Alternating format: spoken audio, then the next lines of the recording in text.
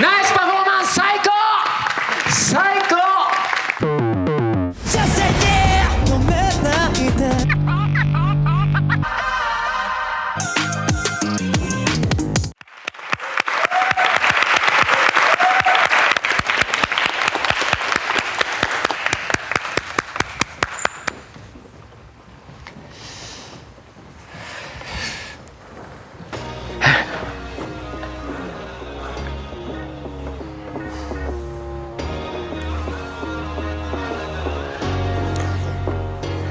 終わっちゃった。ありがとうございました。ありがとうございました。というわけで、皆さんお疲れ様でした。お疲れ様でした。そしてこの5日間本当に努力してくれてありがとうございました。ありがとうございます。ここもっとああだったなとか、本番実はああだったなとか思うこともあると思うんだけど、少なくとも言えることは30人全員ちゃんと人生がステージの上にぶつけられてたのも間違いないし、その受け取った側が言うから、この5日間みんなといた時間は俺にとっても本当に宝物でした。少しだけ時間もらって次の審査お願いする方を選ばせてもらうことになるんだけど、しっかりと誠実に、だからこそシビアになってしまうんだけれども、一人一人にしっかり向き合わせていただきます。改めて本当に素晴らしいパフォーマンスと素晴らしい5日間をありがとうございました。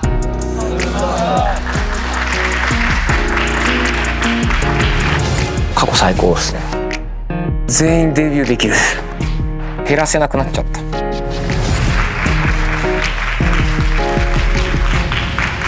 よし、では別室行きます。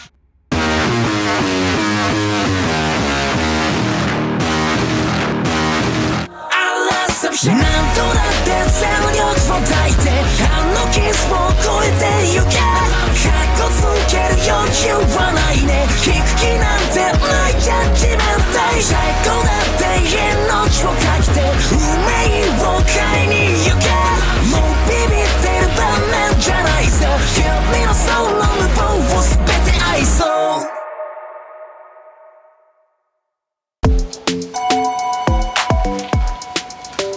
もう少し時間あったらなっていう、なんかこちらの想像をかきたてた人かなと思う。ちょっと次はさこういうのやってみてほしいなとか、将来こういう風になっちゃうんじゃないとか、そういう想像かきたて力が強い方で、もっと紐解いていくとそれって多分パフォーマンスしてる自分自身の想像力がどこまで広がってるかで変わってくる気がするんですよね。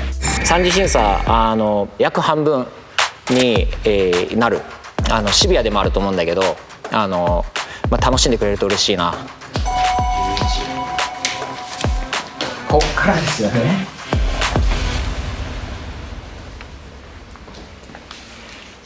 11？ もうっ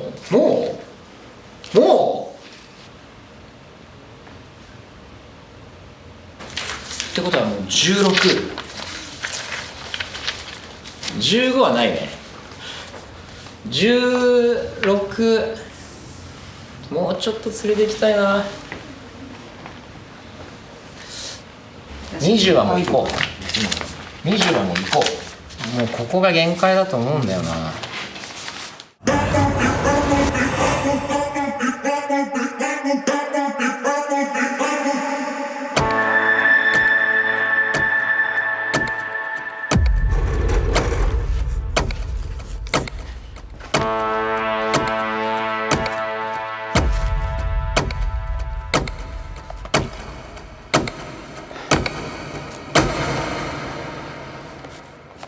改めてお疲れ様でした。もう本当に全員素晴らしかったんで、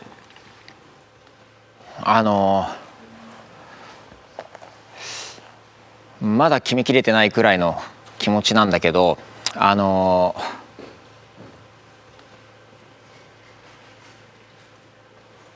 とにかく全員誠実に音楽に向き合ってくれて向かい合ってくれたっていうことはビシビシ伝わってきたので、どうかこれが終わった後もこの5日間をできたらこの5日間やり抜いたことを誇りに、できたら宝物にしてここから先の音楽人生も進んでいってほしいなというふうに思います。では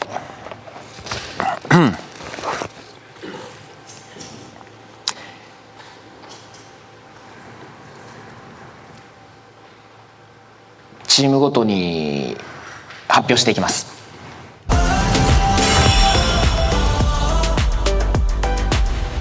ここはどこ？銀座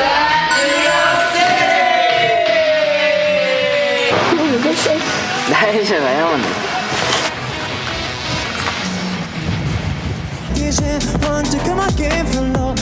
もっと熱く響かせて Yeah 朝まで回し続けて帰りたくないから止めないで素晴らしかったです。ありがとう。ありがとうございます。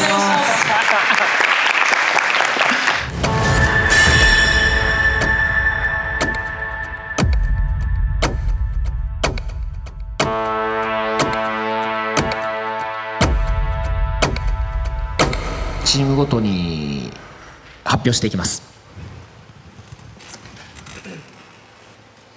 名前を呼ばれたら立ってもらえばいいかな。ではまず、ケイトから。はい。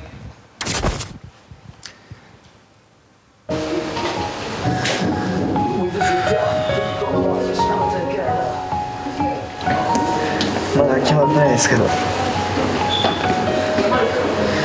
落ちるのって怖いですね。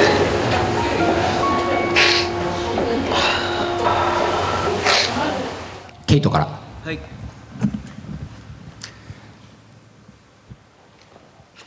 パフォーマンス素晴らしかったですね。ありがとうございます。もともと高いポテンシャル持ってると思うんですけど、それこそ声変わりとかを経て今できるベストを見せてくれたと思うし、歌からダンスからパフォーマンスする心構えまで、ここが弱点だなっていうところがないです。それ素晴らしいことだと思ってます。一方でちょっと気になってるのが多分俺だったりいろんな先生だったりがこういうふうにやってみたらどうかなって言ったことに対しての正解を叩き出せるようにはなってるんだけど、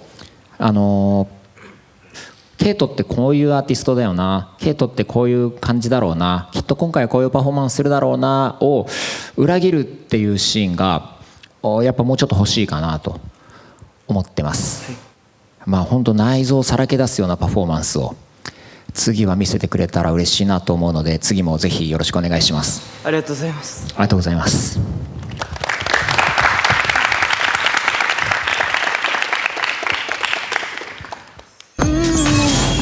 どんなに待ってても君に照されるしでは春、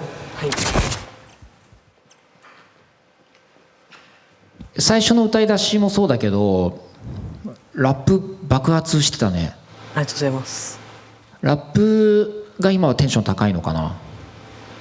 そうですね、その歌もダンスもすごい楽しいんですけど、でもラップしてる時もすごい楽しいなって感じることがすごいそうだね、爆発した時の爆発力みたいなのがある時点で素晴らしいんだけど、それが爆発してるなっていう瞬間が少し少なかったのもちょっと気になってます。ダンスもさ歌もとってもポテンシャルが高いんでいつ見てもかっこいいんですけど、逆に言うとパフォーマンスをよく見てるとやっぱりあの子かっこいいねっていうところに落ち着いちゃうとちょっともったいないなっていうふうに思います。パフォーマンスの間中で春にしか目がいかないなっていう瞬間をもうちょっと作ってくれると嬉しいし、そのためのもう地形はあると思うんですね、スキルとして。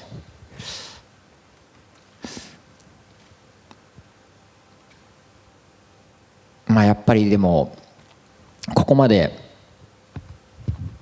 ポテンシャル高いパフォーマンス見せてくれると、次も見たくなるのが本音ですし、もうちょっと見せてくれると信じてるし、もうちょっと見せてほしいなって思ってるのが本音なところではあります。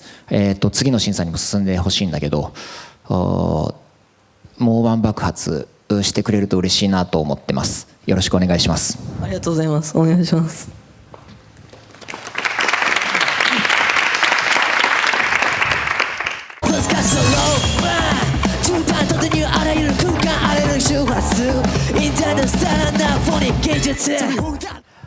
レオ、本番が一番良かったね。ありがとうございます。めちゃくちゃホッとしましたその中でもやっぱりとことん没入するととんでもないパフォーマンスできるから、それってすごい才能で、ラップしてる瞬間はさ、本当に邪念とか雑念が一切見えないっていうか、今ここに本当に集中してますっていうのが見えて、それができるのが才能で、それができ続けるまま成長していってほしいなっていうのをすごく思います。なんだけど一個のことに集中するときに周りが見えなくなっちゃうのも少しもったいないかな。こう自分を俯瞰で見るカメラみたいなのがさ、脳みそにきっとできてくる日が来ると思うのね。そしたらやっべ、自分ってグループの中でパフォーマンス中にこうしてたんだ、ここうしなきゃな、ああしなきゃなっていうのを考える力、そこまで意識が及ぶようになってほしいなと思う。現段階だとやっぱりそれが身につくまでの経験は今年のデビューっていうのでは間に合わないんじゃないかなというふうに思っていて、大変素晴らしいパフォーマンスしてくれたのに非常に申し訳ないんだけれど、ここでお別れさせてもらえたらと思ってます。ただ本当に素晴らしいパフォーマンスだったんで、今日あれをやり遂げたこと、それから中間発表で失敗して本当に悔しい思いしたと思うんだけど、それをたった2日でここまで立て直した自分をどうか誇りに思ってくれたらと思っています。ありがとうございました。ありがとうございました。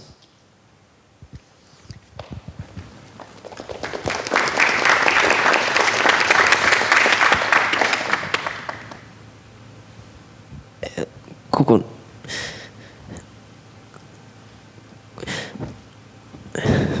すいません。今日高さんに言われたことを忘れないようにして、ここで培ったものは絶対消えないものだと思うので、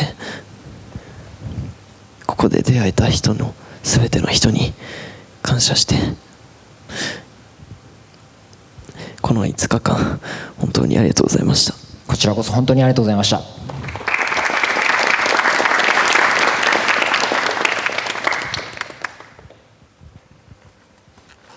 ではルイ、素晴らしかったです。ありがとうございます。やっぱりあなたはこう歌声で人の感情に直接触れる人だなっていうのをすごく思う。中学1年生からよくここまでその感性を殺さずにスキルと人間性両方成長させてここまで来てくれたなと誇りに思います。ありがとうございます。ありがとうございます。なのでルイは次の審査もここからお願いしたいなと思っているんだけれど、一つリクエストがあって、例え話になっちゃうんだけど、こうでっかい花ってでっかい木からしか咲かないと思うんですよね。ルイはパフォーマンスしてる時に感情を入れるとかさ、感情を見せるのがすごく得意だから、燃え盛る火のようなとか流れる水のようなとか、そういうのはすごくたくさん見せてもらうことがあるんだけど、もう動かない大木のようなずしっと一本線が通ってどしっとステージの中央に構えるような姿っていうのが出るとカリスマが増す、それができるようになってほしいなというか、そこまで上り詰めてくれないと困るなとも思っています。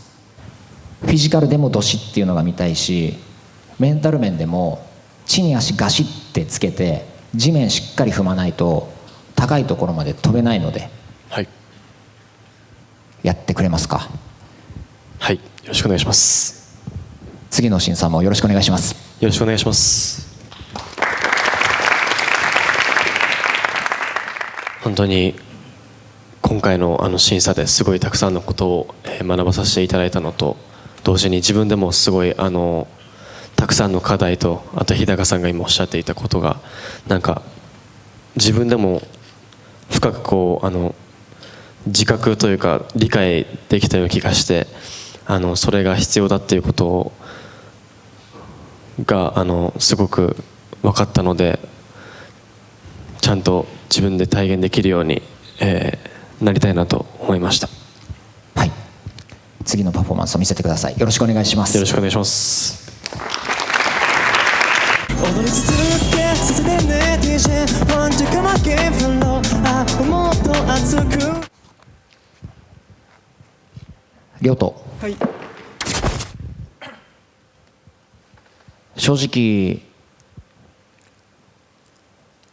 まだちょっと早いのかなと思っているところが正直なところだったりはして、それはやっぱ来てもらって1日2日とかの段階で少し感じていたこと、逆に喉ができてきているっていうのがびっくり、二次審査で一番びっくりしたのがそこだったんだけれど、天使の歌声とかそう呼びたくなるくらい特殊な声だなと思って、それは素敵なことだなと思うし、ポテンシャルが高いな。ただ一方で思ったよりも少年だったのでまだ早いかなと思っていたんだけど、本番でやっぱりあそこまでやられると2日前じゃないですか。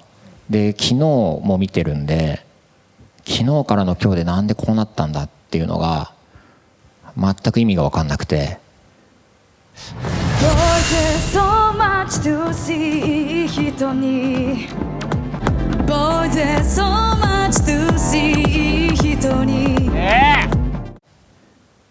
あと1ヶ月あったら次の合宿までに何者になってるんだろうという興味を捨てられず、次もお願いしたいと思ってるんですが、お願いできますか？はい、よろしくお願いします。お願いします。ただ頭の中で一回20歳の亮斗を具体的に想像してみてくれるかな。人間は子供のままいてほしい時と大人ぶった方がいいタイミングっていうのがきっとあるんだけど、あなたは今大人ぶって次の成長のドアを開けるタイミング、次のピースを探してほしいなと思ってます。よろしくお願いします。よろしくお願いします。次いる頃には君より他の素敵な人が今夜 Missing you this song。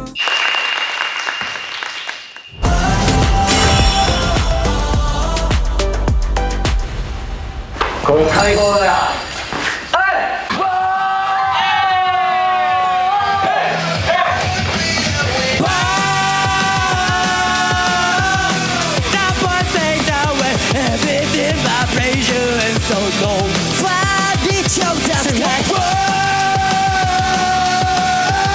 マジでフェスのヘッドライナーみたいでめっちゃかっこよかったです。ありがとうございました。ありがとうございまし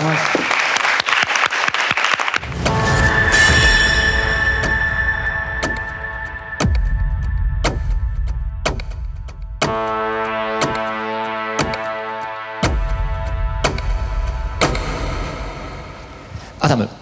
はい。今何も見ていたあなたの目の見てた優しさにやられたうちさっとうちうち両手片手両手したしたした皆さんに比べたらちょっと劣ってしまうかもしれないんですけど、やっぱり参加者みんな歌やダンスのスキルがとても高いので、現段階のクオリティっていう意味ではまだ少し物足りないところがあるのも正直なところなんですね。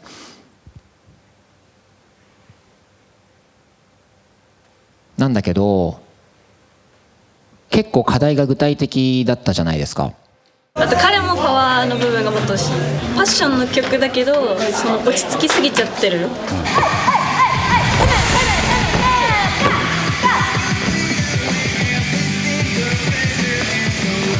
でそれに対して愚直に実直に素直に取り組んでくれて、結果合宿のラストに完全に自分のものにしてたように見えたんですよね。こうむき出してみるみたいなパフォーマンスはやってみてどうだったかな。なんか本当に楽しさと興奮がそのまま出た感じです。昨日の段階とかだと頑張って作ってくれているって感じだったんだけど、今日は本当に心と顔がつながって見えたね。多分心と顔がつながると心と顔と声もつながってきて、で心と顔と声と体全部つながると思うんですよね。その状態が見てみたいなというふうに思って、まだ僕も想像ついてないんですけど、次の姿ちょっと見せてほしいなと思っているので、次の審査もよろしくお願いします。よろしくお願いします。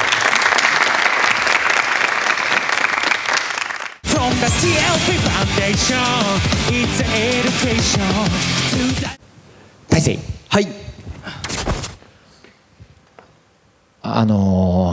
顔で歌うよねあなたはねで思わず目が行くくらい体全身顔も使ってパフォーマンスしているところ本当に素敵でした。ありがとうございます。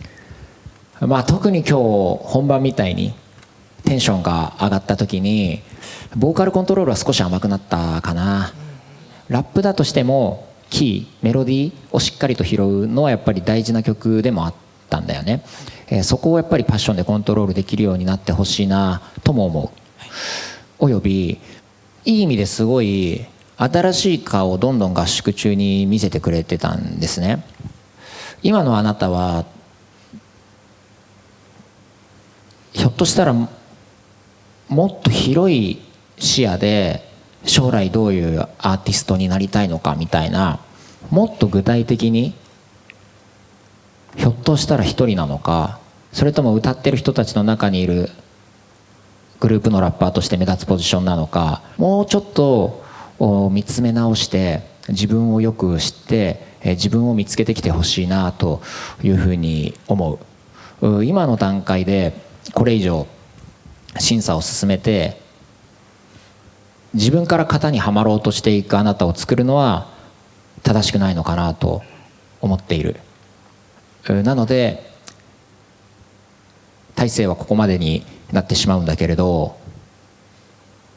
あなたのポテンシャルとか可能性は僕もまだ想像しきれてないレベルのものがあるっていうことだけは覚えておいてくれると嬉しいです。ありがとうございました。ありがとうございました。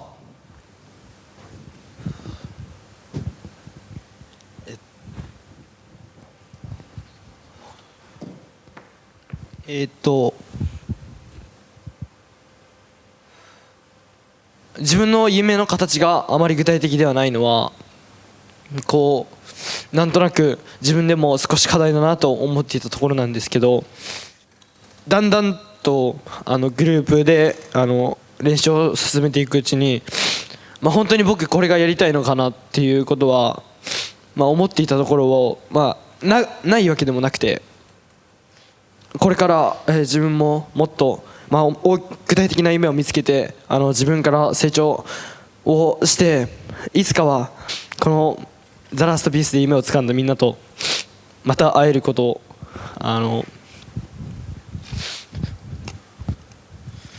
目指してやっていきたいと思います。少しみんなに感謝を伝えてもいいですか？もちろん。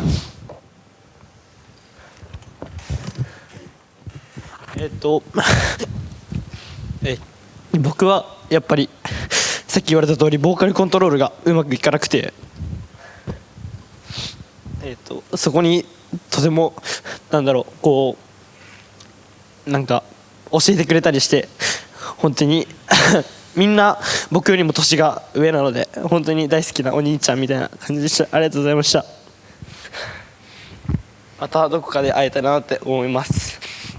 でパファンタジスタチームの以外の皆さんたくさん思い出を作ってくれてありがとうございました。スタッフの皆さん、いつか会えることを願ってます。ありがとうございました。ありがとうございました。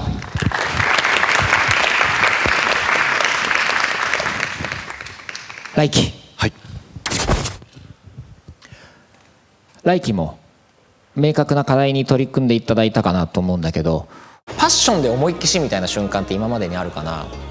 ないですね。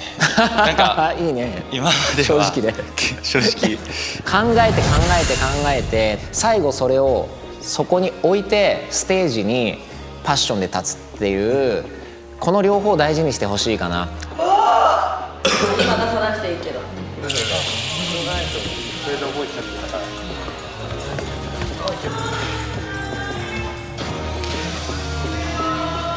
であなたはその不安要素がさあるとそれが気になってしょうがないっていうところがあると思うんですね。悩むのはいいの。どうやったら成長するだろうって悩むことはいいんだけど、不安をずっと抱えちゃうと、これがグループだとみんなでずっと不安を過去にとらわれたままになってしまう。グループが前に進む、未来に進む時に足かせになってしまうことがある。すごく今はよくわかると思うんだよね。それが今できるベストはここだって決めたら、そこに全速力で走り切る力もちゃんとつけてほしい。その時によく周り見てほしいんだよね。仲間がいると思うんで、頼ってもいいし甘えてもいいし手引っ張ってもらってもいいし、走り抜く強さみたいなものは今本当に欲しい。逆に言うと課題感も具体的なのかもしれない。あなたの場合は約束するけど、そういうメンタル面での振り切れが増えれば増えるほど、そこのピースたまればたまるほど歌手としても声もどんどん成長すると思うんで、新しいものを手に入れた、新しい武器を手に入れた来季を次も見れることを期待してます。次もよろしくお願いします。よろしくお願いします。Get your hands on what I be. Say what? Get your hands on fantastic. 龍馬、ファンタジスタまだ若いからさ聞いたことなかった組だと思うんだけど、実際自分でパフォーマンスしてどうでした？いや、最初はめちゃくちゃ難しいなと思ったんですけど、後半からは音楽に対するなんか考え方が変わって、とにかく楽しもうって思うようにしてから、すごいこの曲でよかったなと思う瞬間が多くなりました。ありがとうございます。やっぱりあなたステージに立った時に人に対して見せるっていう能力が著しく高いんだよね。だからこそこういう楽曲でもスパイスにもなれたし、変化球っていうのかな、そういうものにも慣れてたと思うのね。ですごい目を引く瞬間が多かったのも事実なんだけど、多分このまま進んでいくとスパイス要因になってしまうなというのがすごい自分が思ったポイント。あなたくらいの能力とカリスマがあると背骨にも本当はなれるはずなんだよね。ただそれにはゆっくり心と体をもう少し育てる時間が必要なのかなというふうに僕は思っている。今年急いでこの子が入ってくると曲のスパイスになるんだよねっていうポジションであなたを世に出すよりは、もう少しじっくり心と体が育ったあなたが世の中に出ていく方が私は見たいと思っています。本当に俺も残念なんだけれども、ここまでになります。本当に素晴らしいパフォーマンス見せてくれてありがとうございました。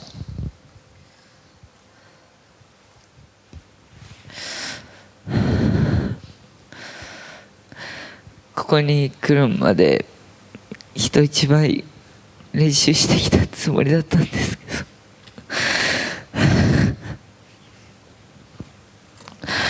どやっぱりみんなに届くにはまだ早いのかなって今回の合宿でずっと思ってて、正直納得の理由でした。本当にすでにすごく高いレベルで素敵なパフォーマンスしているのは絶対に事実なんで、それだけは改めて言わせてください。ありがとうございました。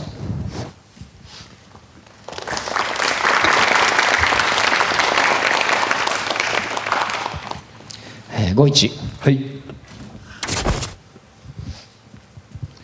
似合いそうな曲だなって思ったと思うんだけど、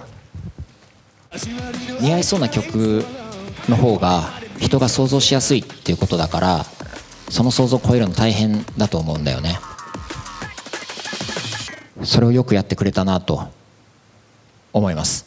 現段階だとこの手の曲を51の課題曲にするのはもうやめようって思うくらい武器をこれでもかと見せてくれたし、強い表情以外をする時の素敵さがやっぱりあるので、違うドアいっぱい開けていきたいかな。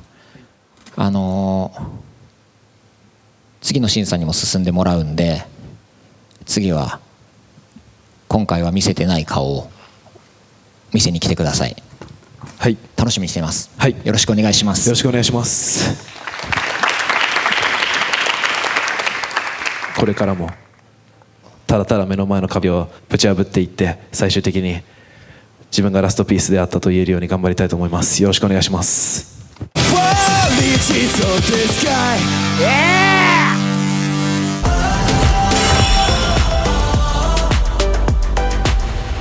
スーパースターだよね、俺たち。そうだよね、よいしょ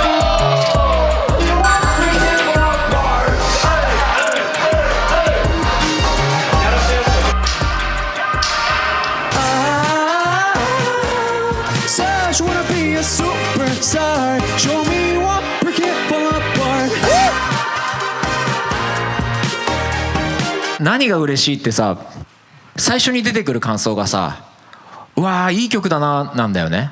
ものすげえ高いレベルのパフォーマンスしてくれたからだと思います。すっげえ依頼を見た気持ちです。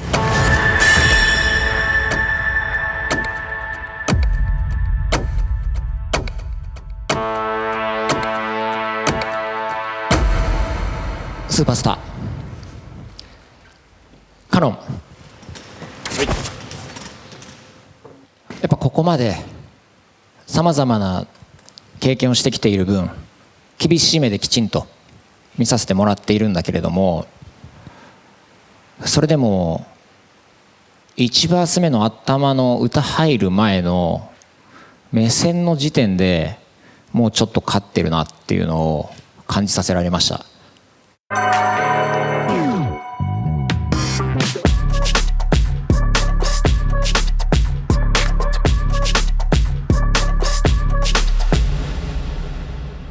あれは意識してたの？やろうと思いました。無意識でもすごいけど、意識的であれはかっこいいね。もうそこまでいってるんですね。グルーヴもある、スキルもある、アティチュードもある。カノンといえばこういうアーティストっていうアーティスト性が分かりやすくある。文句ないです。次もよろしくお願いします。ありがとうございます。よろしくお願いします。なんだけどリクエストしたいことがあって、どう感じてもらいたいかまで想像を膨らましてほしいかな。カメラにどう映るかじゃなくて、その映像を見た人がどう思うか。ここまで意識がいくとかっこよいことになるよね。このパフォーマンスしたらこの人はどう思うかなっていうことをしっかりと想像する想像力を身につけたパフォーマンスを次で期待してます。ありがとうございます。よろしくお願いします。今自分の課題が新たに見つかったなって思って、自分のパフォーマンスを見てくださっている方がどう感じるかっていうのを考えながらできるように努力していきたいと思います。よろしくお願いします。よろしくお願いします。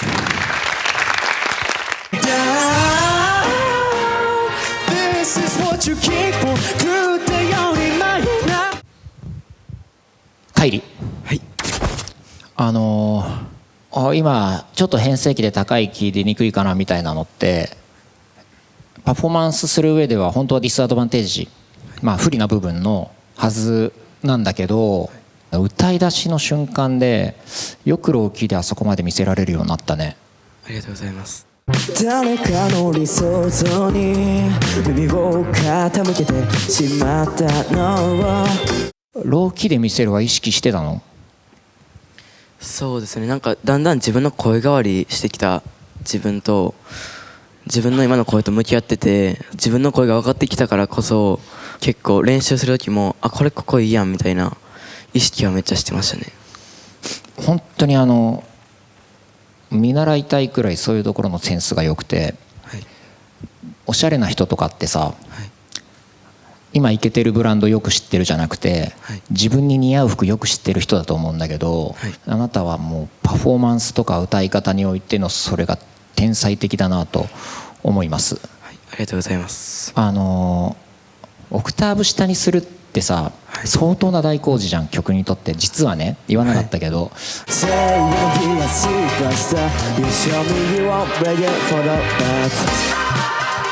でもそれであそこまで見せられる、なんかむしろ意識的にオクターブ下にしてなんかキリングパート作りに行ったみたいになっちゃう、この人がやると正解になってしまうみたいな、そういう力を持ってるし、それってセンスの話したけど積み上げてきたスキル、地道な努力がないと生まれないものなので、あなたがもともと持ってる個性みたいなものに努力っていう水をやったことで、才能っていうものがしっかりと咲いてきてるんだなっていうのを感じました。次も見てみたいので、裏声通すとか、鼻に通すとかはやっていこうかな。具体的に使える声のバリエーションを増やしてほしいです。焦らず急ごう。次もよろしくお願いします。お願いします。自分自身がなんかコミュニケーションというのがすごい今回苦手だって、この合宿来る前までは本当に自分に自信がなかったんですけど、グループの皆さんが喋りかけていただいたりとかしてて、そういうところですごい自信ができて、自分にその自信があったからこそ表情だったりいろいろできたなと思ってて、でもあれをこれからは無意識にできるようにいろいろ研究していって、本当に焦らずに急ごうとは本当に日高さんの言う通り思いました。意識的に練習する、ステージでは無意識になる、無意識を意識する、難しいね。でも意識的に無意識になる瞬間っていうのはやっぱりもうちょっと見てみたいかな。よろしくお願いします。お願いします。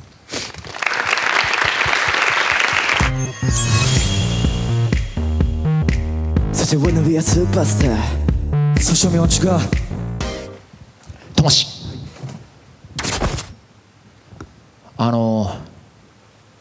よくこの経験期間でこんだけのパフォーマンスしてくれたなっていうのを脱帽してるんですけど、やってみてどうでしたか？やっぱり自分と周りの人のレベルの差を感じて、でも人一倍本当に練習してやろうっていう気持ちで、本当に負けたくなかったので本当に頑張りました。自分すごい高いクオリティで歌ったり踊ったりをすごいやってきた人に見えたのが本当のところすごいことだなと思います。ただ少しやっぱ楽曲にまだちょっと遊ばれた印象は否めなかったかな。スーパースターってさ、ロデオみたい、暴れ馬みたいなさ、乗りこなすとめっちゃかっこいいんだけど、乗りこなすまではやっぱり到達してなかったかな。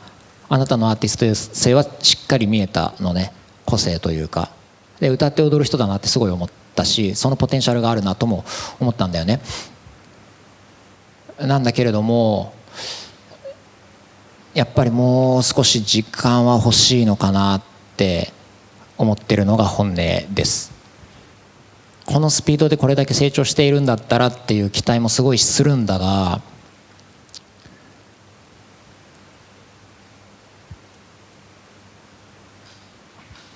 成長したらどんくらいのポテンシャルがあるのかなっていうところが明確に伝わるっていうことはやっぱり届かなかったかな。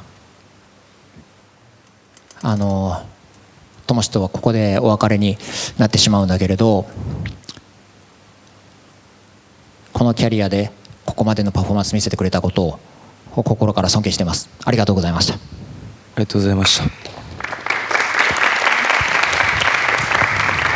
自分がこのスーパースターの曲を本当にこなせてないっていうのは感じていたんですけど、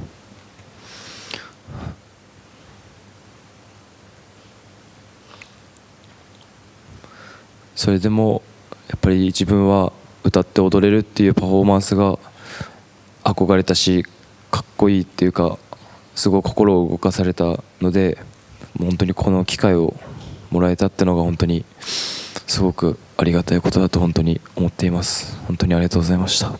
ありがとうございます。はい。パフォーマンス今日してる時、正しい振りよりちょっと個性入れてくるみたいなのがあったんだけど、あれは意識的なのかな、無意識的なのかな。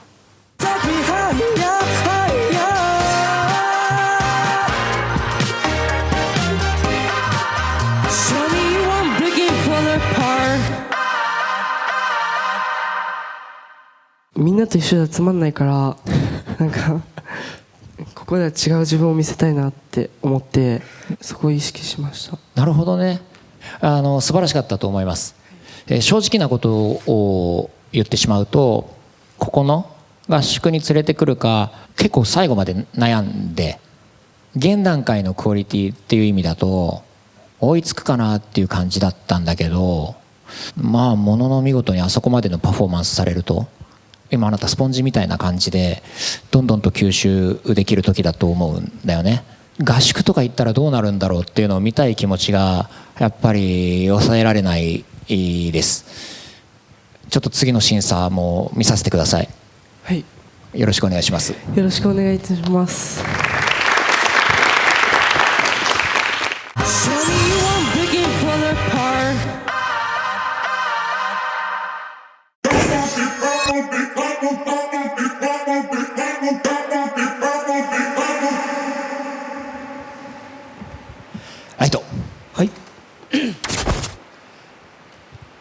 僕ダンスはそうです習ったことはないですね。独学なんですけども、音楽を続けてきて、周りに比べたらやっぱ実力は劣ってる部分はあるんですけど、めちゃくちゃ素敵な声を持っていて、ダンスに向いてる身体能力もあって、ポテンシャルをめちゃくちゃ感じてるのは事実としてある。はい。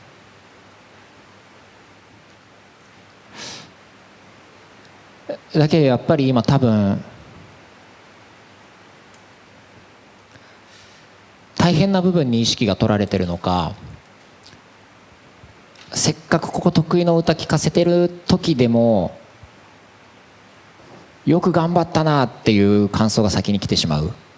そうですねやっぱりどの方からも指摘があったのが、やっぱり、歌ってる時は目線が前にあるけど、踊ってる時がやっぱり自信なさそうに見える、やっぱり下に目線が行きがちって言われてたので、この合宿中では目線を上げる意識はしてて、本番も目線をもうちょっと上げたらよかったなって思うところもあったんですけど、そこがちょっと心残りですね。ここをあたかも頑張ってないかのようにやれるまでの練習は欲しいかな。めっちゃ頑張ってるんだけど全く頑張ってないような顔するのが意外とアーティストだったりもする。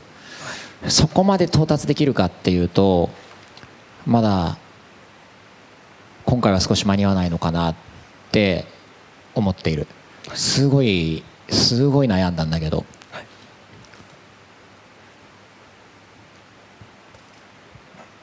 合宿を通してどういうアーティストになりたいとかっていう夢って具体的になったりしましたか？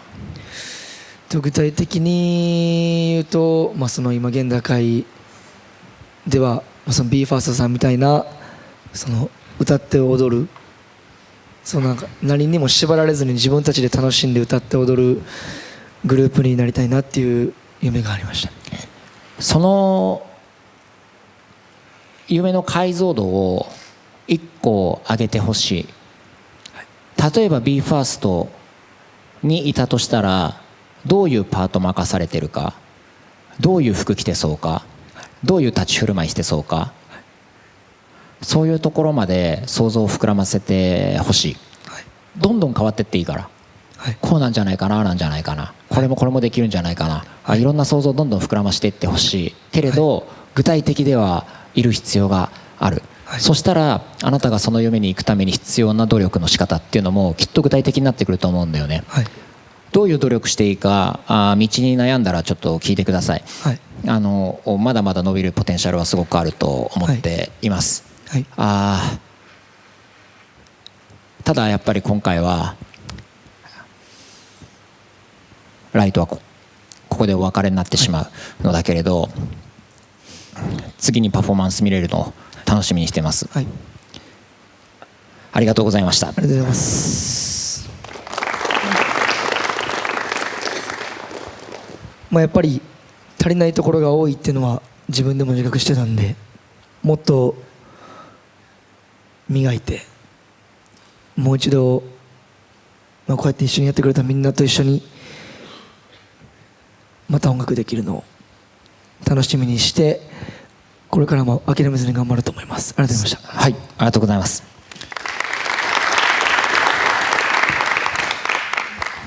その声はギフテッドだからね。あなたその持ってる武器がとんでもなく恵まれたものあるから、それはちょっと忘れないでください。ありがとうございます。マ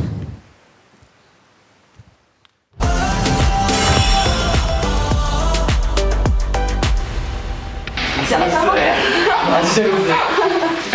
基本っていうか顔の向きはずっと気にしてほしいかも。本当に。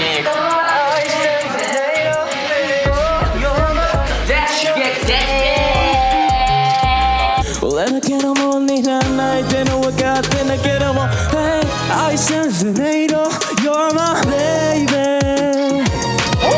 誰よりもずっとお前でいて、考え方によっては一番難しい曲でもあるんで、そしてそれがね、みんなの音色になって、こちらにまで届かせていただいたんで、素晴らしいパフォーマンスでした。ありがとう。ありがとうございました。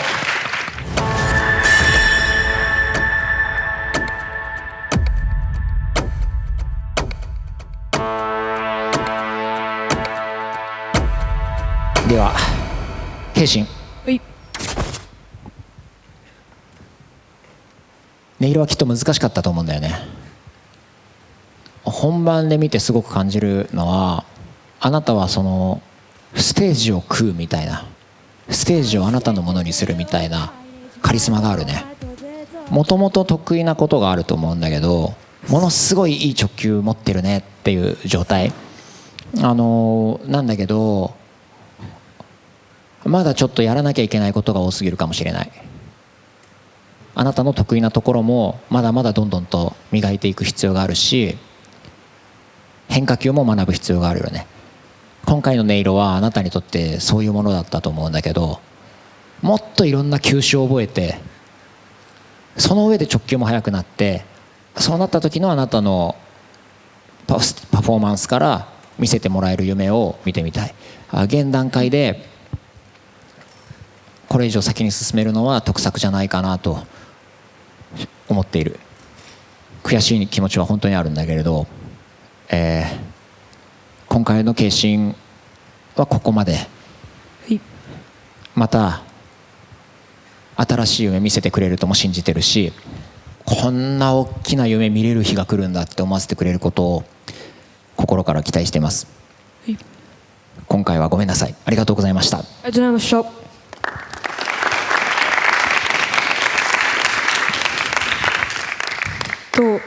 僕も二次審査でも言われた通りにバリエーションが少ないのも自分で自覚してて、バリエーションを増やすのにこの合宿でいろいろやってみたんですけど、やっぱり難しくてできないところもあって、チームメイトに助けてもらったんですけど、やっぱ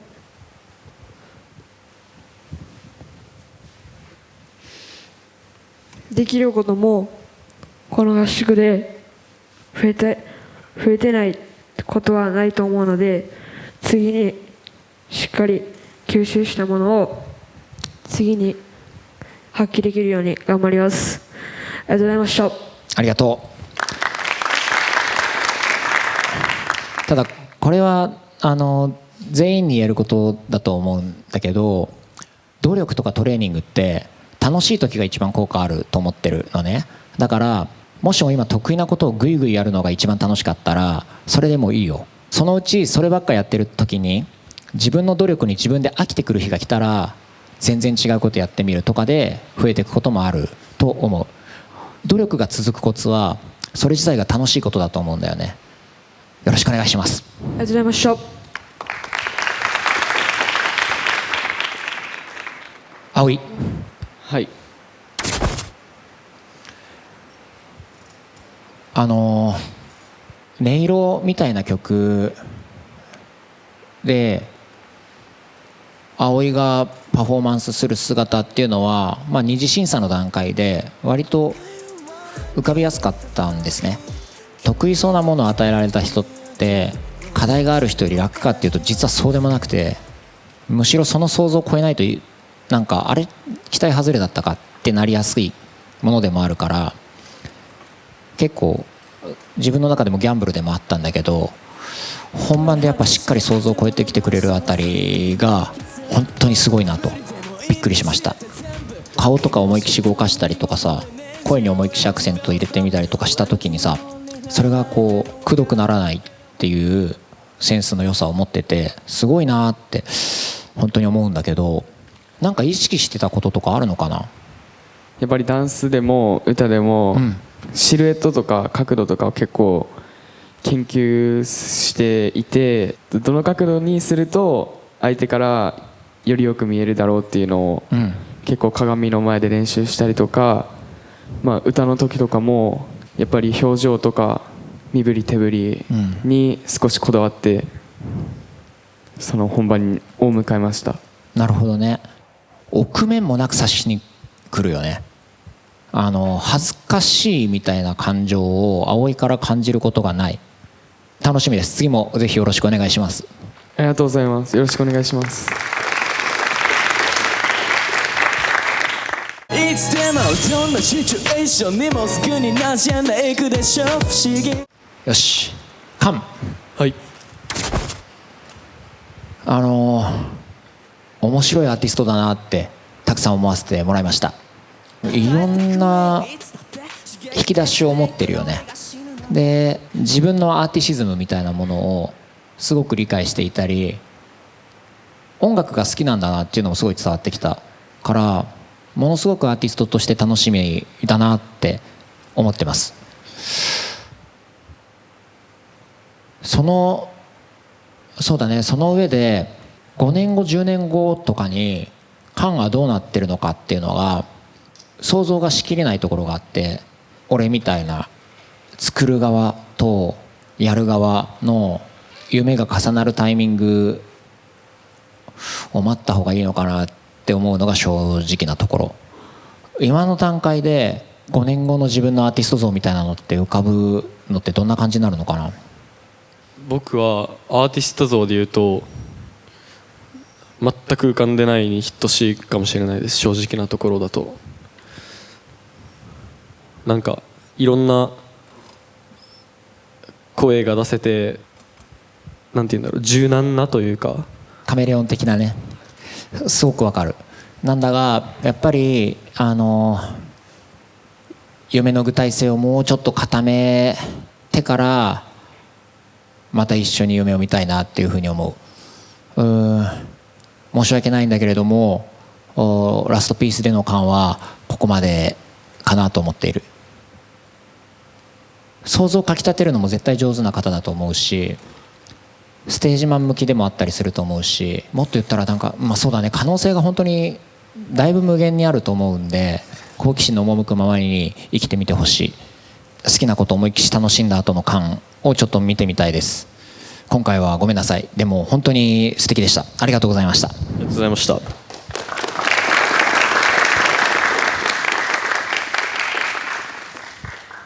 そうですね、この5日間でスカイハイさんの下だったり仲間たちと一緒にやっていきたいなっていう思いは固まってきていたところではあったので、またもう少し大きくなった僕で戻ってきたいなっていうふうに思っています。いいですか？もちろんです。また会える日を楽しみにしてます。ありがとうございました。ありがとうございました。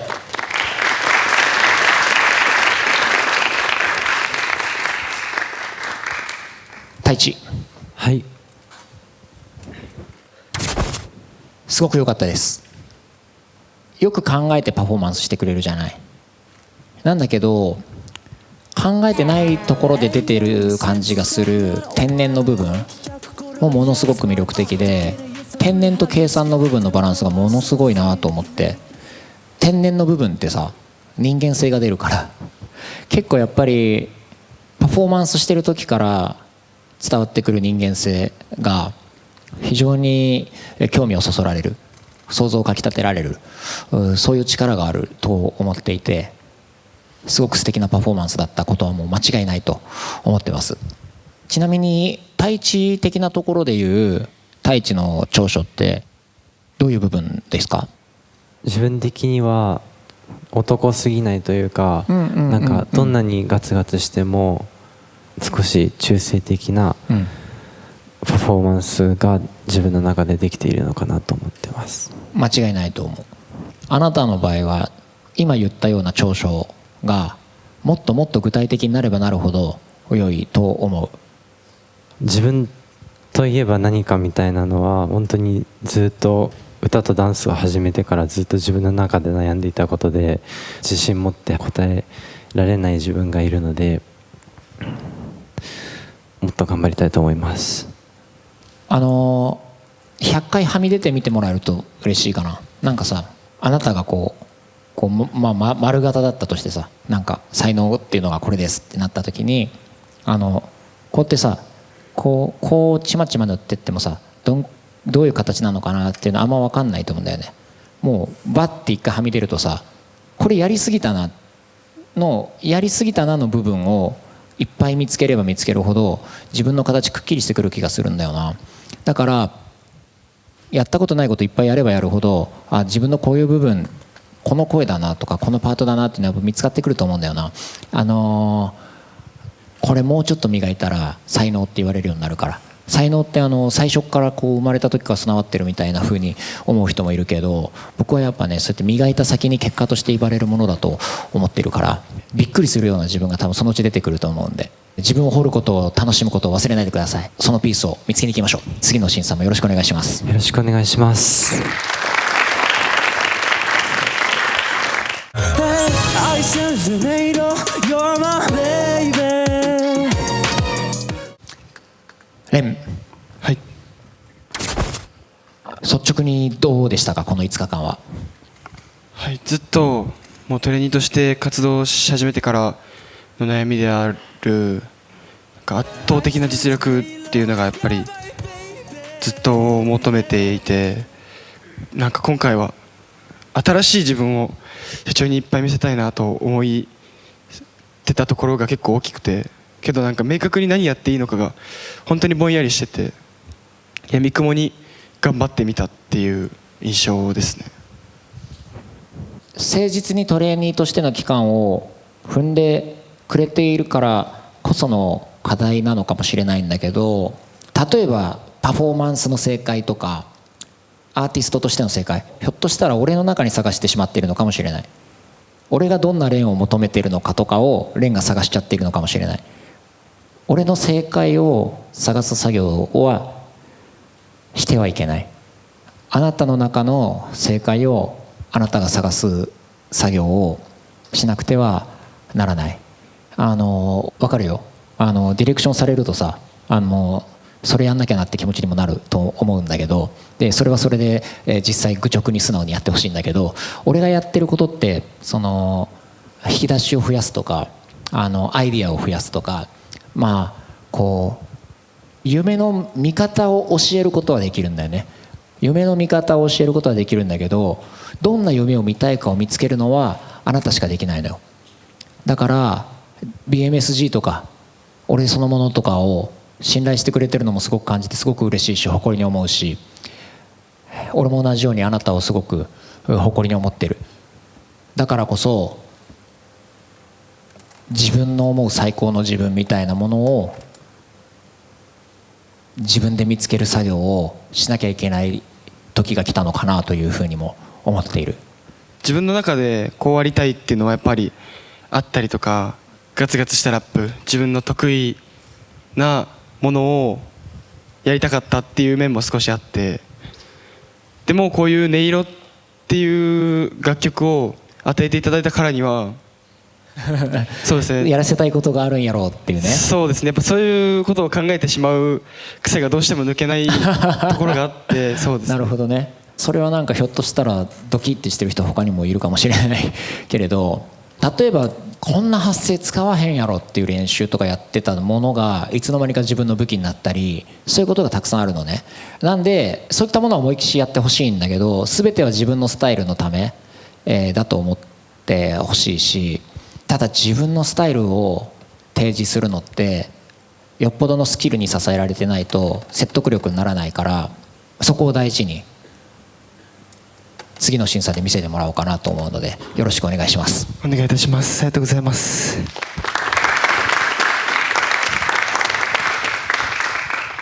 ばいベイベー、二人深い世界愛し合う。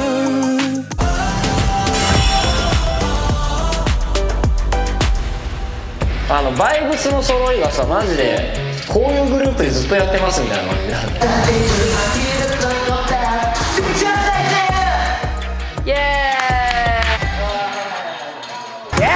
秒でも早く気づいてほしい。俺挿入でも見てよこっち。わかんでしょ他の男より。かっこいい。混ざりたくなるね、このチームね。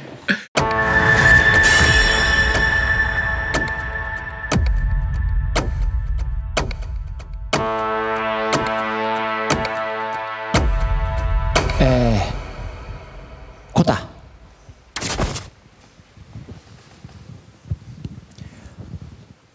本番でやっと爆発してるコタが見れたかなという気がする。顔つきがやっぱり昨日と今日でだいぶ変わった人のうちの一人だと思うんだけど、何か意識変わったことあるのかな、昨日と今日で。この前海田さんが一回来てくださった時があったんですけど、その時にまだ自分の殻を破れてないところがあるっていうのをアドバイスでもらって、昨日のリハーサルの時とかもずっと悩んでて、殻を破るって言っても体力が続かなくて歌ができなかったりとか自分の今本当にこの短い時間の中でできることは全部やるってことをそう意識したのかなと思います。なるほどね。結果としてあのパフォーマンスにつながってるので良かったと思います。今の答えに多分必要なのはステージ上で一番バカになれる力で、もともと持ってるから、その爆発力っていうので、今日はそれがやっぱり垣間見えたのがすごい良かった。次も見せてほしいなと思っています。はい、ありがとうございます。俺あんまりこういうこと言わないんだけど、よく考えてやりなよって言う方なんだけど、だからこそあえて言うけど、考えすぎるなよ。次はバイブスではち切れるところを見せてほしいです。はい、よろしくお願いします。よろしくお願いします。I just wanna dance with you until the sun comes back, until the sun comes back. AJ、はい、マレーシアでまだあんまりエンターテインメントという業界が育っていない感じなので、そういう夢を持ちました。はい、あなたがこう歌い出すと場が湧くよね。ムードメーカーっていう言葉があるけど、ステージ上のムードを作れる人であるっていうのはすごい強い武器だよね。この5日間の間で、いろんな引き出し見せてもらいました。パフォーマンスも声も顔もきっとまだまだあるんだと思う。アーティストとしてのポテンシャルの底っていう部分はまだ俺も見えきってないので、まだまだ見ていたいという気持ちはもちろんすごく高く強くあるんだけれども、まだあなたのポテンシャルを発揮するには純粋なスキルの面では磨いていかないと、今年のデビューっていうところで言うとまだ少し追いつかないのかなというのが正直なところです。なので残念だけど AJ のラストピースの旅はここまで。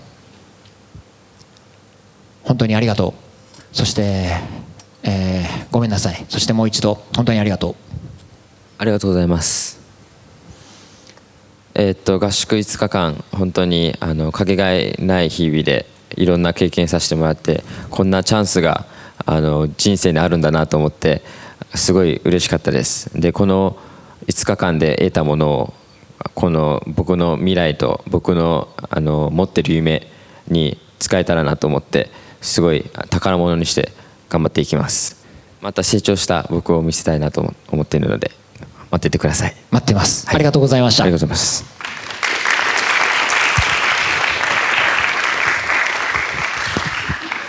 ケイ。はい。ダンスめっちゃハマったみたいな時期ってあったりするのかな？そうですね、なんか小さい頃から本ダンスはやってきてるんですけど、まあそうだよね。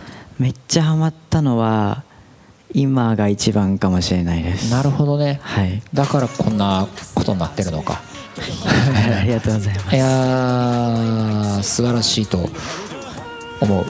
ありがとうございます。ノリが出てたのがびっくりした。ありがとうございます。あれは振りの練習だと生まれないから、もちろんさっきレンに言ったような課題は変わらず K にもあるような気もしているんだが、はい、同時にまだまだ具体的に教えられるものもいっぱいありそうな気がする、はい、では次の審査もよろしくお願いします。お願いします。ありがとうございます。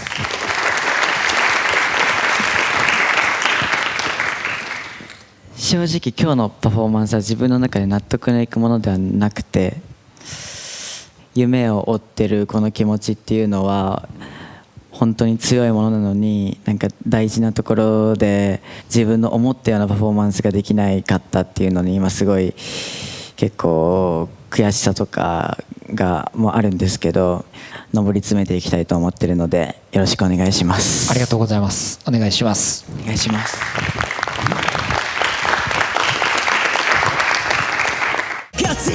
可愛いあの子逃したらばかい言いたかったどんな子だがあなたと当たりなのもが一枚をレモタイプも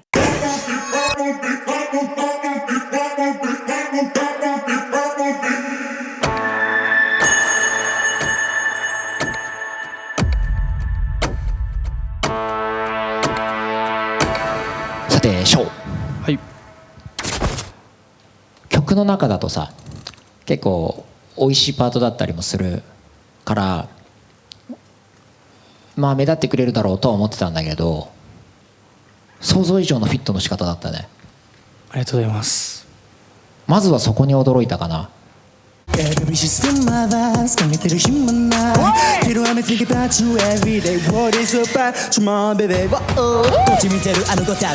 小的にはこういう曲って自分の相性としてはどういう感じの印象なのかな。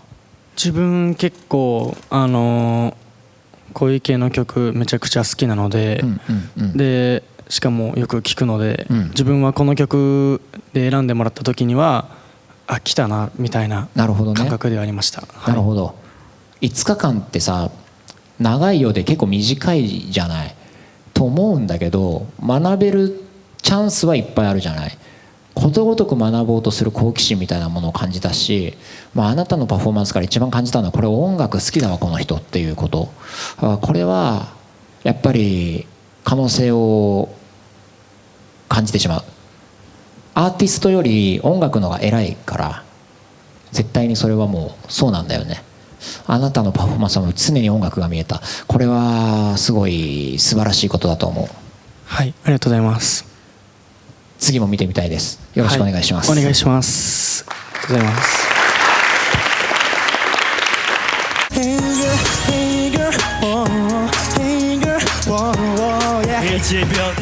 イサナ。はい。今自分に足りないピースって何だと思います？自信、自分に対する自信。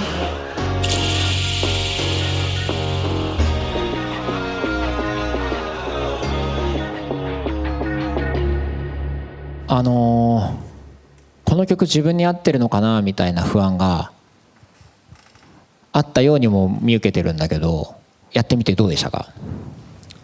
この曲は自分にとってちょっと合ってない気もしていたんですけど、だけど練習を進めていくにつれて、この楽曲でどういう自分を見せたいか、どういう自分を表現したいかっていうのはどんどん出来上がってきてたので、それを今日発揮できたと思っています。そうだね、それは間違いないと思う。率直に素晴らしかったです。積み重ねを感じる。パフォーマンスアーティストになるんだっていう強い意志を感じる。あなたはもう努力の積み重ねでこのスタイルを掴んできたんだなとも思ったし、だからこそ新しい挑戦ができたのだとも思う。同時にまだ開けきれてないドアもあるようにも思うし、それだけパフォーマンスで出てきてくれるのであれば声一本で黙らせてほしいとも思う。声自体は持ってるので、ただ生かしきってない、まだ開いてないドアがあるとすごく思う。次の審査ぜひお願いいたします。ありがとうございます。次の可能性しっかりと証明してくれることを期待してます。よろしくお願いします。お願いします。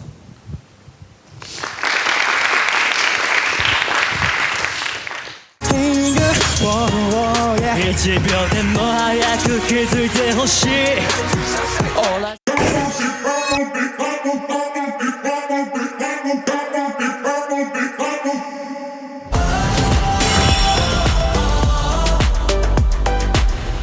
全員で受かりたいなって思ってるので、分かんじゃうよね。Move on, I got myself, I got myself, move on, I got myself, I got myself, hey! ナイスパフォーマンス最高！ありがとうございました。最高！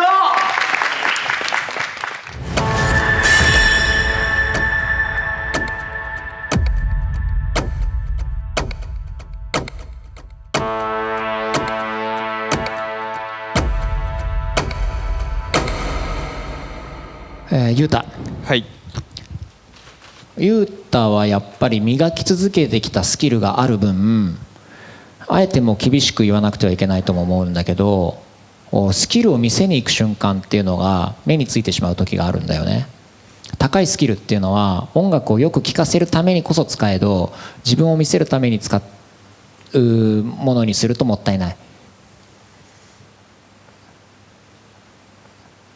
なので今回声でやれたことを表情やダンスでもやってみてほしいな。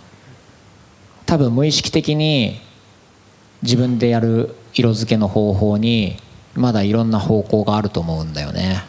俺5歳児の感覚ってたまに呼んでるんだけど、それ持ってる人が一番強いと思ってて、なんか好きな曲とか好きななんか映像を見たらぴょんぴょん踊るみたいな、あの感覚持ってる人が一番強いと思ってて、それを取り戻してほしいかな。もう5歳になったつもりでパフォーマンスしてほしい。はい。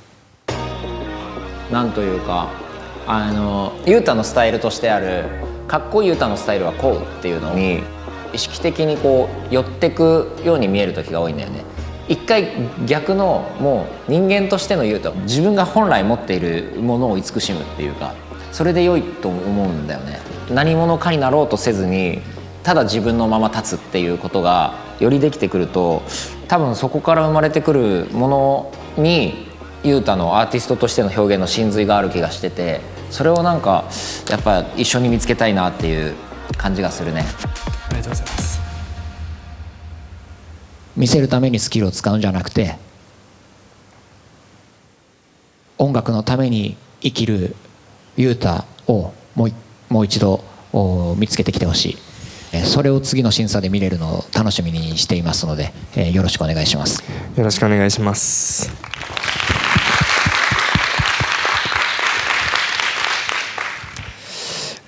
ダンスに結構絶対的な自信があるからこそ、そうだよね。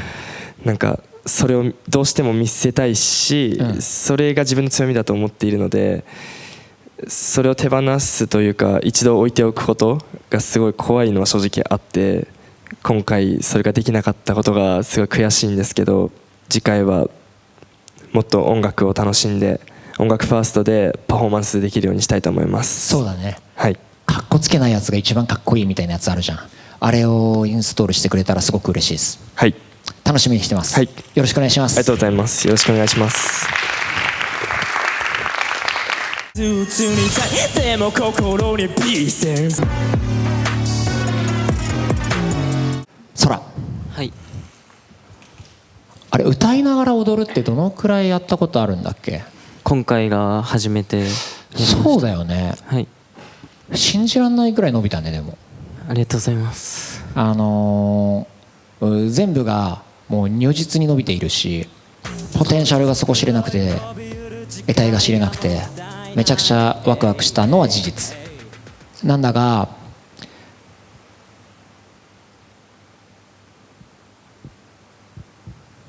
まだ歌がね、音であって、例えば歌詞が何言ってるかみたいなのが入ってくるかっていうとそうはなっていない。まるでこう言葉を読むようなさ説得力っていうのが必要だったりして、特にこういう楽曲だとそれが如実に出ちゃうかな。この手になってくるとしっかり歌詞の内容を伝えてやるぞっていうのを、それこそミュートで見てても伝わるくらいの説得力っていうのが必要になってくるかな。これはやっぱり少し身につくのに時間がかかる気もする。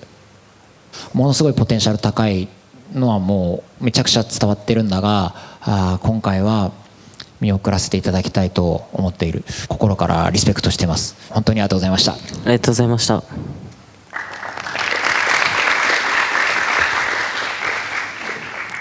いろいろ最初は不安とかあったんですけど、やっぱり歌が自分でも苦手意識がまだあって、歌詞とかいうよりもこうまく歌おうとしちゃう感じが少し自分であって、そっちの意識が強くなって、それがこう今日とか出ちゃったのかなと思いました。自分はアーティストになるっていう夢は絶対に変わらないので、いつかまた成長した姿を見せたいなと思います。ありがとうございます。ありがとうございます。また会いましょう。はい、ありがとうございます。ありがとうございます。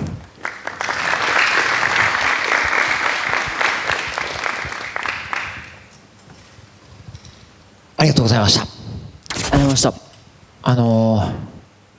やっぱり面白いね。特徴的です。パフォーマンスに特徴がすごくある。特徴ってさ、なんかこう個性じゃんね。でそれが磨くと才能って人から勝手に呼ばれるものになるっていうやつだよね。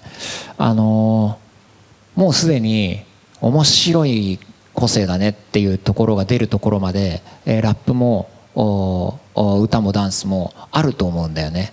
それが全部つながった時にどういうポテンシャルがあるのかっていうのはなんとなくありそうっていうのはあるんだけど、こちらの想像を膨らませるところでいくとやっぱもうちょっと欲しいかなという気がしている。これももう何回か今日言ってきた言葉になってしまうけど、5年後とか10年後にどういうアーティストになってるんだろうなっていう夢を見てる人に膨らませられる想像力をかきたてるためのエイタ自身の想像力っていうものがもう少し必要なのかなと思っている。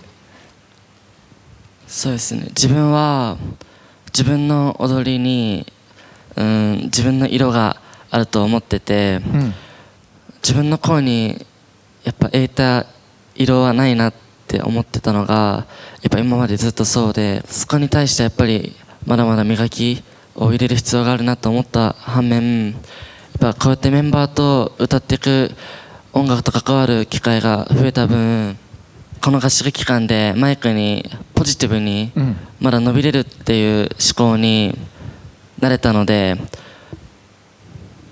まだやっぱりラップも正直どうなんかなとかも思ってるところも正直あったからいやめちゃくちゃ素敵だよ。めちゃくちゃかっこいいわけだから、そこに関してはめちゃくちゃポジティブになってほしい。さっきポジティブもなんかマイクに入ってたよ。だってマイクに声入れる癖もついたし、どんなアーティストになりたいのかを具体的にすればするほど、ラップどうなのかなとかも、これ俺ラップしかないわって思うかもしれない。いやでもラップだけだとなんか楽しくないんだよな、歌もこんくらいやりたいなになるかもしれない。どんどん自分に夢見ることをやめないでほしいなと思う。ポテンシャルは保証します、今回はここまでになってしまうけれど、またすぐ会えることを楽しみにしています。本当に素晴らしいパフォーマンスありがとうございました。ありがとうございました。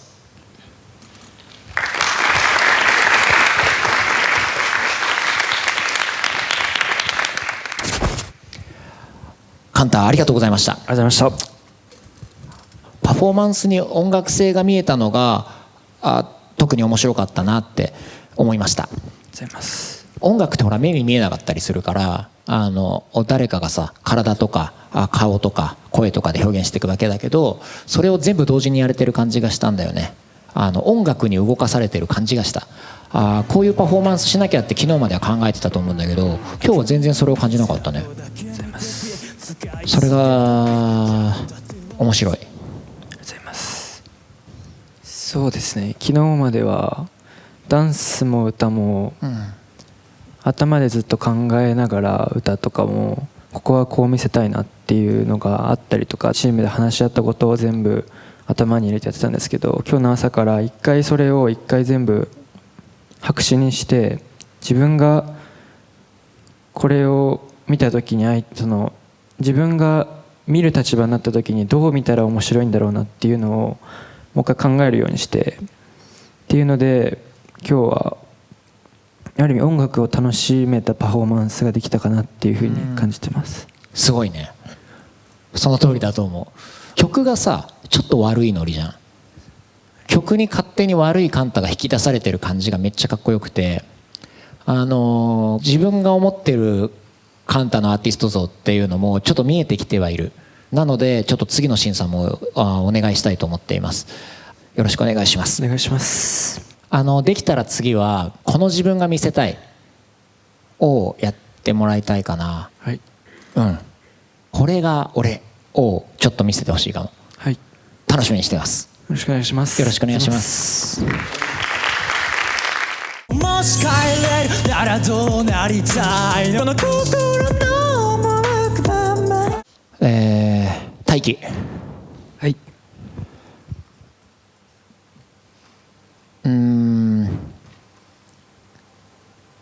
これまで一緒にやってきた過去があるので、情とか色眼鏡をかけないように、なんなら少し意地悪めな目で見ようと思ってきたんだが、何せれ現時点で文句のつけようがないパフォーマンスだったのは間違いないです。プロフェッショナリズム感じた。伊達じゃない経験を踏んできたんだなっていうのも感じた。めちゃくちゃ嬉しかったし誇らしかったです。なので次の審査には進んでもらいたいと思っています。ただこの環境に慣れないでほしいなとも思っている。これがひょっとしたら最後のステージになるかもしれないっていう命かけたステージみたいな、あなたの命が燃えてるステージを見たいみたいな気持ちになってもいる。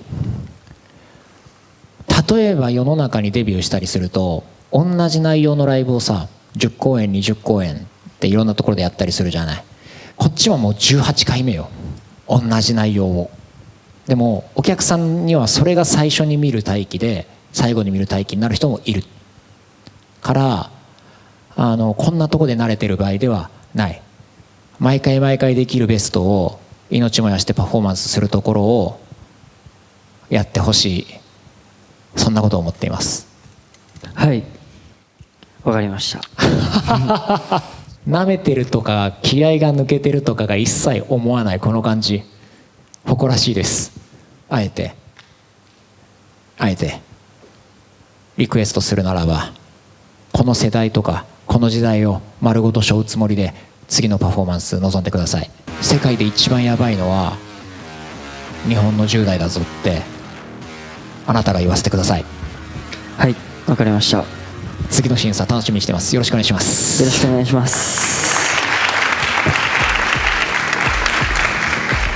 今までたくさんの練習の期間を積み重ねてきて、いろんな経験をさせてくださって、今回の合宿で気づいたのは、もうめちゃくちゃ考えすぎたパフォーマンスをしていたなって思って、もともと自分がラップ始めた時のバイブスが出し切れてないなっていうのは自分でもめちゃくちゃ感じてたので、なんか次のパフォーマンスは本当に命燃やして日本トップレベルのパフォーマンスできるように頑張るんで、よろしくお願いします。楽しみにしてます。よろしくお願いします。よろしくお願いします。ありがとうございます。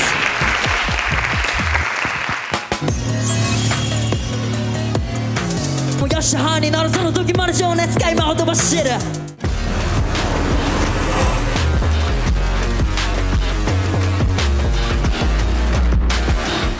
改めて長い時間かけちゃって一人一人に向き合う時間くれてありがとうございます。すぐ次が始まると思うんで気合い入れていきましょう。音楽楽しむ気持ちだけは忘れずにいてくれればきっと素晴らしい日々になると思うんで、これからもよろしくお願いします。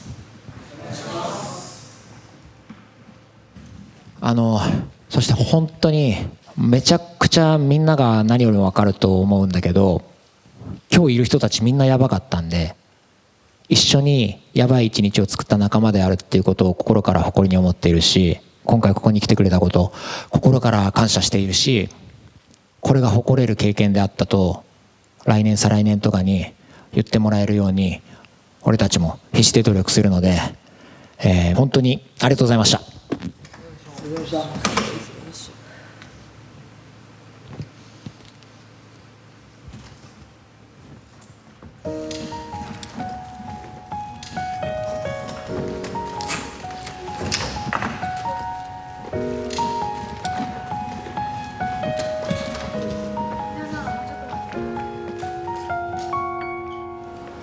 人生の岐路って何回かあると思うんですけど、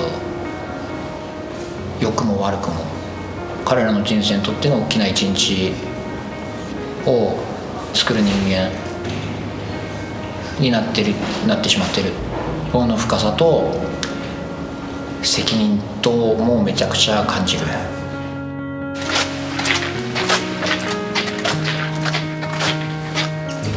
お疲れ様です。お疲れ様でした。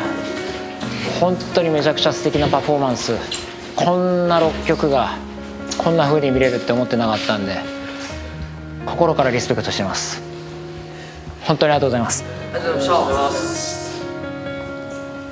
こんだけ同じタイミングでこんだけやばい才能がたまたまぐちゃって集まんなかったら、結果としてはもっと残るかもしれないけれど、それって本当の意味では絶対幸せなことではなくて、同じ時代にたまたまこんだけやばい才能が一緒に集まっちゃったことを数年後に宝だったって言えるように、これからの一日一日を頑張っていってほしいって、俺の立場でこういうこと言うのもさ残酷だなって俺も思うんだが、それをぜひやってほしいなって思うし、絶対に背中を押すし、絶対にそれぞれが見る夢の形みたいなものを誰にもこう笑わせないし、それがどんだけ尊いものかっていうのを俺が一番知ってる。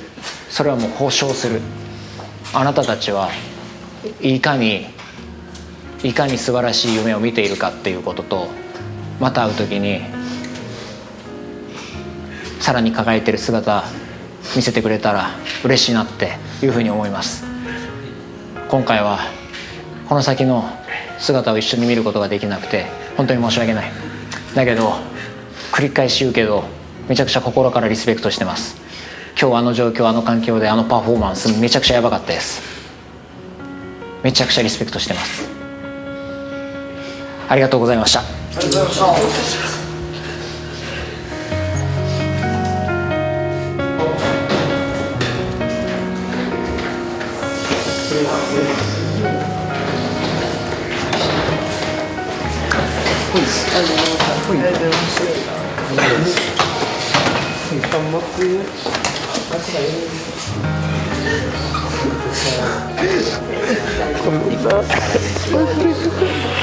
頑張ってください。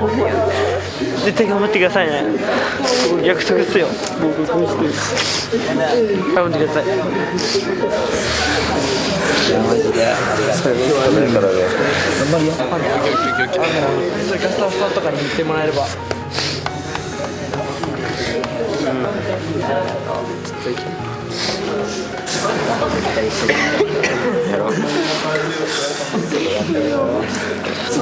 また会おう。信じてる。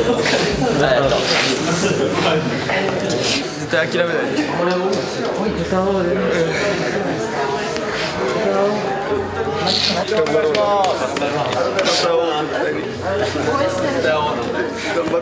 ありがとうマジで。レンからめっちゃ笑いました。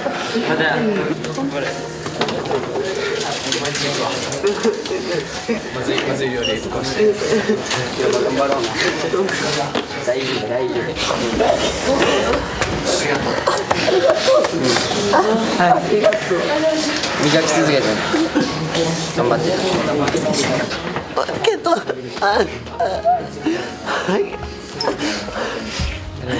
れたくない。応援してる。頑張ったな。頑張って。信頼してくれてありがとう。ごめんな。ありがとう。全然かっこよかったよ。ありがとう。本当にかっこよかった。本当にありがとう。ありがとう。本当に本当にありがとう。どういう風になるのかめっちゃ楽しみにしてます。自分の理想像が決まったらビームスに戻ってくるんでまた楽しみにしてます。はい、ありがとう。ありがとうございます。ありがとう。ありがとう。めちゃくちゃすげえ。こんな声いるんだって。いやいやめちゃくちゃ感動してたんで俺も悔しいけど、本当にごめん。ありがとう。いえいえ、大丈夫です。ありがとうございます。また成長してまた歌声聞かせてください。ありがとうございました。ありがとう。めっちゃすげえ。こんな子いるんだなってたくさん驚かせてもらいました。本当にありがとう。も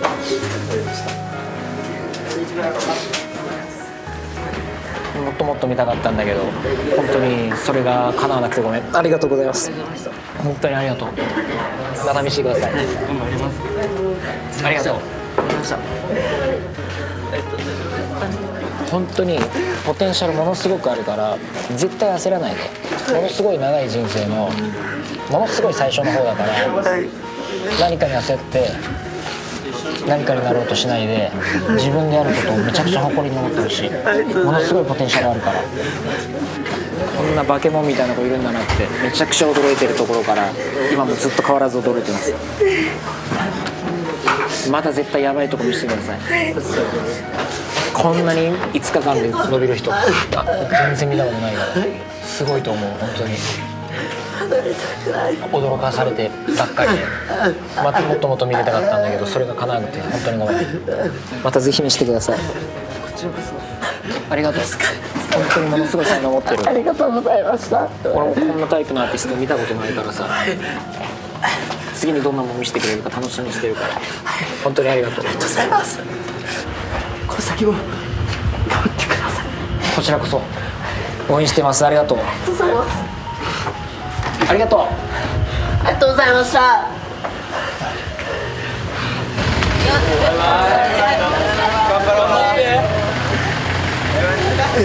顔でバイバイだぜ。頑張れよ。お疲れです。ご一く。頑張って。また会いましょう。お疲れです。また会いましょう。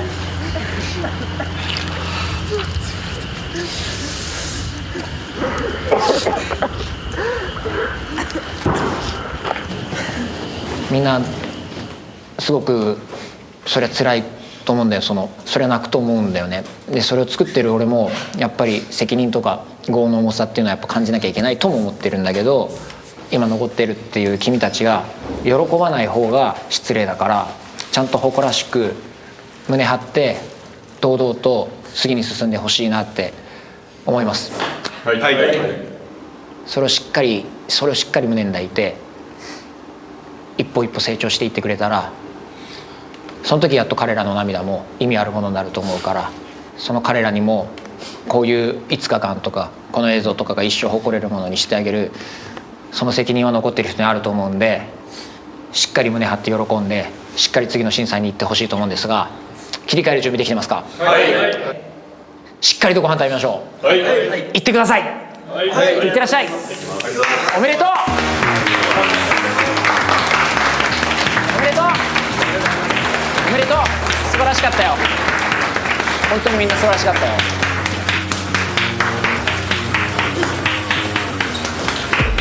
おめでとう。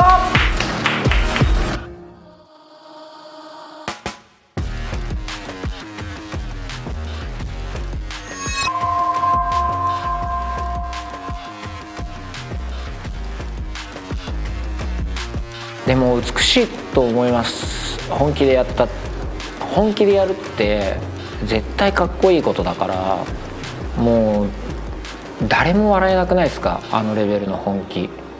結局一番かっこよくて美しい姿ってそこにしかないと思うし、人生を若きゃ若いほど人生無邪気にかけるから、だからこそしっかりと本気でこの世代と向き合って、ひょっとしたらあれなのかもしれないです。だから夢の見方を教えたいだなんてこう偉そうなことを言っていたけど、結局かつて10代だった俺の中の10代が彼らと一緒に夢を見ようとしてるだけの話で、これは全て10代の話なのかもしれない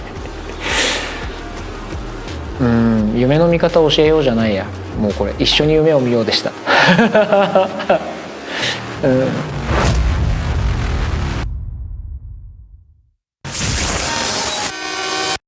小学校を卒業して我々は小学校に来ましたね。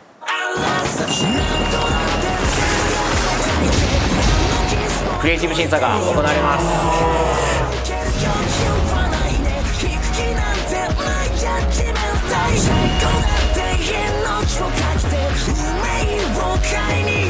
これが最後のパフォーマンスだと思って命をかけてやっぱかましたい。